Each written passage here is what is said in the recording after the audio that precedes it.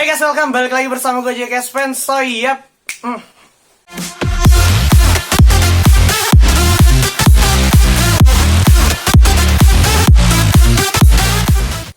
Ya, di video kali ini gue sudah bersama sesosok orang yang sangat fenomenal di OV saat ini. Ya, gila. Lu sini dikit dong, boleh? Yang bau-bau Saweria. Ya, ini salah satu top global Saweria. Enggak, bukan gue Aldi lah, top global ya, Saweria. lu tapi tetap masuk nominasi lah. Oke. Han mungkin bisa deskriptif dikit ya kan biar formal. Lu Lihan, lu siapa gitu? Oh, perkenalkan nama ya. Jadi gue Lihan. Ini buat viewers yang belum kenal, gue Lihan. Gue caster AoV pada awalnya, pada masuk ke e-sport. Terus punya YouTube juga, kontennya AoV. Iya, jadi basicnya kontennya AoV. Tapi sebelum di AoV tuh lo sibuk apa sih? Sebelum lu kenal AoV atau e-sport ini? Asdos gue. Oh, lu berarti asdos. Berarti backgroundnya lo pendidikan. Pendidikan, gue kerja di kampus di Trisakti. That's why sekarang lo juga dijulukin sebagai Bapak Capsek ya? Capsek Pelita Antares. Oh, kalau itu gue gara-gara gue bikin cerita memang. Ceritanya gimana tuh? Kalau boleh tahu gimana bisa terbentuk STM Pelita Antares nih? Jadi gue suka bikin cerita sendiri, kayak bikin di AoV kan ada lore-nya nih. Lore versi AoV. Gue bikin versi lore gue sendiri. Oke. Jadi gue ceritain kayak misalkan cerita yang benernya Arthur tuh anak STM, dia suka main barbar, punya sekolah namanya STM Pelita Antares. Oke. Tapi masih masuk akal gitu ya? Iya gitu. Terus punya temen namanya si Enzo gitu-gitu. Gue bikin cerita. Tetap bikin cerita. Tapi itu lanjut gak ceritanya? Lanjut sampai ada SMA lawannya, SMA lawannya siapa tuh? SMA Don Bosco. Don Cewek-cewek Bosco. semua isinya. Termasuk?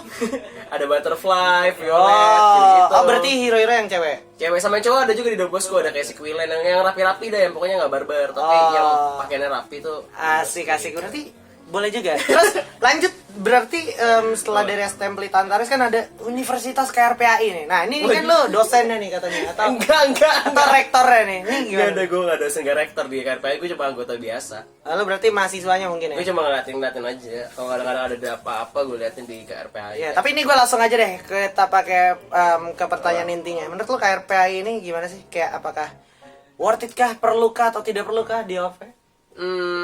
Kayak yin and yang tuh. Yin and yang. Yoi. Berarti dia jadi yang yin atau yang yang? Maksud gue di dalam satu KRPI itu jadi kayak yin and yang. Ada putih, ada hitamnya. Ada positif, ada negatifnya. Iya, kalau misalkan menurut gue sih balance sih. Adanya KRPI itu nggak buat OV juga masih ada sampai sekarang. Oke. Terus jadi kadang-kadang bahasnya kan nggak selalu drama, bahas gameplay juga ada, video-video editan dari para anggota KRPI juga ada. Jadi menurut gue kadang-kadang ada plusnya juga. Yang minusnya ya itu drama kegorengnya cepet di sana. Drama kegorengnya cepat. Iya, sekalinya ada drama tuh langsung udah dar, pada demen. Iya, dan yang gue bingung tiba-tiba semua orang nongol semua anjing kalau ada drama. Iya. Padahal di waktu-waktu yang gak masuk akal kayak jam 2 malam pas bukan lagi bulan puasa ya. Tiba-tiba orang nongol semua gitu. Padahal kalau giliran ada orang share apa, turnamen, pendapat apa gitu ya kan, atau kayak charity, sepi orang gitu. Maksudnya nggak serame drama gitu kan. Gue juga salah mantau juga kan. Paling ramai itu drama sih memang. Drama, dan terus kayak ada lagi yang rame selain drama tuh kayak keluhan bug gitu ya. Iya. Itu gimana menurut lo? Hero gepeng itu gue gue suka kadang-kadang bingung ya karena video di KRP itu ada hero kok jadi gepeng. Jadi kayak ya kok jadi kayak nyatu mata Lu lagi main OV pakai device apa sih? Mito ya, pakai advan kali lu ya. Gue juga heran, gue nggak pernah masalah kayak gitu. Bener, gue juga. Iya kan? Ya, oke, maksud gue device gue nggak device yang high class juga gitu. Tapi device gue yang standar pun kayaknya gue nggak pernah ngerasain bug gitu deh. Bener, terus kayak hero terbang tiba-tiba hilang. Iya. Ya, lu kenapa lu apain apa lu? Gue nggak pernah. Oke, berarti lu nggak pernah ya? Nggak pernah. Tapi temen lu mungkin atau kayak ada kejadian real yang emang dialami atau pas kayak waktu itu sempat kalau nggak salah pas turnamen juga ada bug katanya.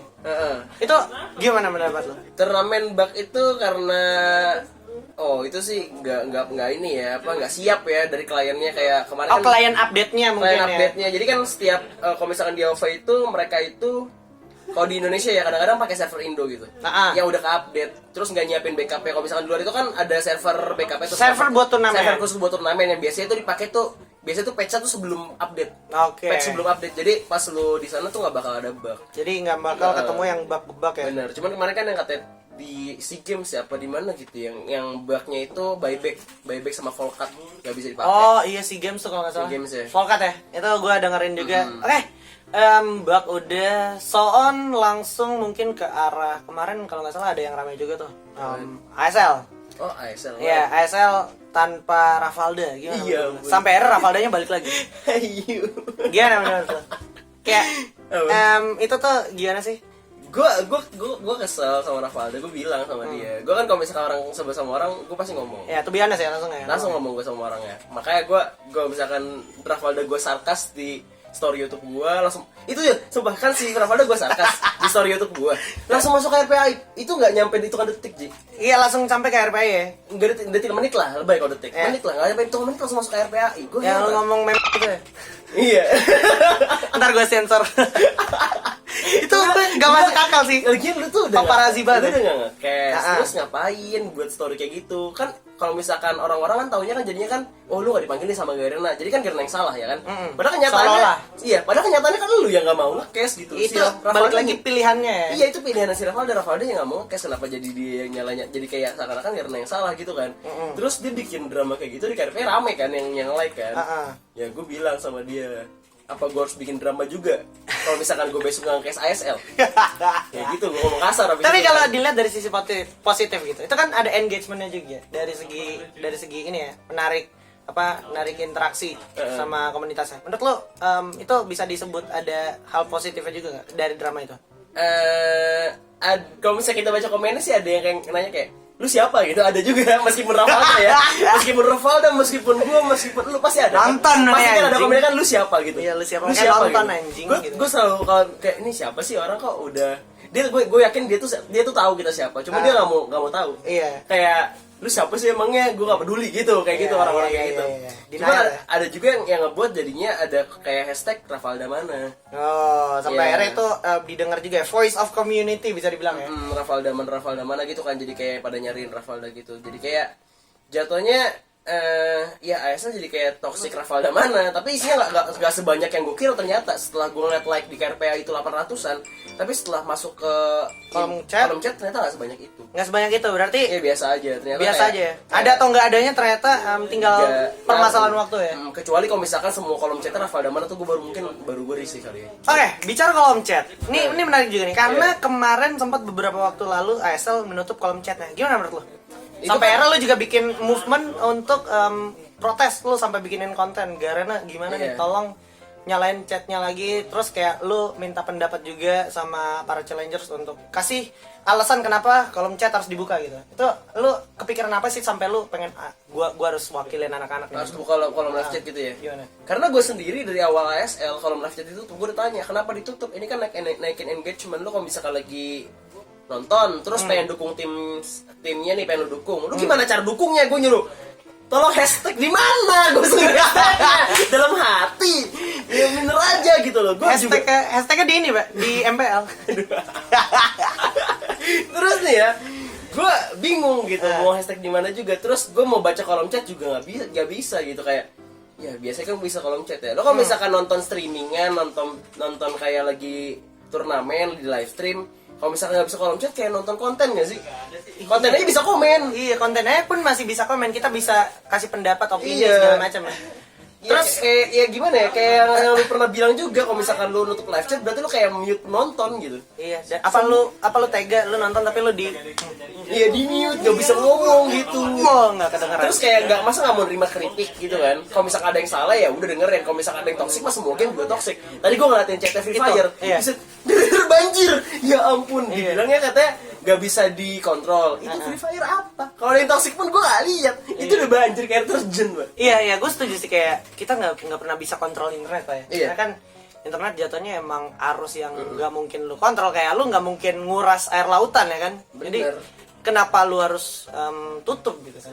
Bener, karena kan kadang-kadang juga ada komen yang membangun juga. Bener, yang tetap objektif ya. Objektif, cari yang bagus-bagusnya. Kadang-kadang memang sampai sekarang pun gue kalau misalkan dapat komen jelek ya gue tetap sakit hati sebenarnya. Tetap salty aja, sakit hati aja. Cuman gak bakal gue unjukin ke publik juga. Iya. Berarti komen udah dinyalain lagi, udah dinongolin lagi juga berkat salah satu movement dari Lihan juga menurut gue yang cukup impactful. Dan itu artinya Garena berarti dengerin lu juga ya, sama dengerin komunitas artinya. Satu hal positif di mana artinya mereka tuh sebenarnya dengerin komunitas ya kan. Cuman lu pasti lihat kan di KRPA ini ada yang bilang Garena gini, Garena nggak dengerin komunitas bla bla bla gitu. Pasti ada tuh yang kayak gitu. Iya, selalu namanya manusia nggak pernah puas sih. Benar. Kayak udah dikasih satu itu masih minta lebih lagi. Tapi gue lihat ya perbedaannya era pas lu sekarang yang para content creator of yang masih survive ya. Itu kelihatan sekarang tuh para elitisnya nih udah nggak sebanyak dulu gitu. Kalau dulu kan kayak lu streamer ya lu harus jago gitu. Bukan pro player pun lu harus jago segala macam kayak bahkan legend YouTuber OV pun yang sekarang di PUBG bikin sebuah build langsung kok crit gitu. Nah, itu yang kayak gitu mungkin udah jarang sekarang. Iya. Di gue sih yang konteksnya gue itu mainnya bercanda, terus gue kadang-kadang buildnya ngaco, itu orang malah seneng sekarang.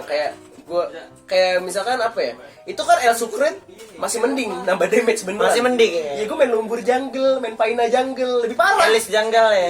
Elis jungle belum sih, tapi Elis jungle belum. tapi lebih parah dong gue Paina gitu. Paina di jungle, lu butuh apa ngehil anjir, ngehil creep. Oke. Gak bisa ngapa-ngapain. Tapi orang-orang malah ya happy aja gitu nontonnya, karena tahu kalau gue emang buat senang-senang doang. Oke, berarti bisa dibilang secara nggak langsung udah mulai paham tiap channel tuh punya segmennya masing-masing. Iya. Dan nggak bisa lu paksain si channel A harus jadi B gitu ya. Bener, harus gitu lah. Harus kayak gitu berarti. Harus mature ya soalnya. Mau bikin gue jadi AG nggak bisa. Apa tuh? Meta. Most effective tactical by AG. Oke. AG, mantap AG.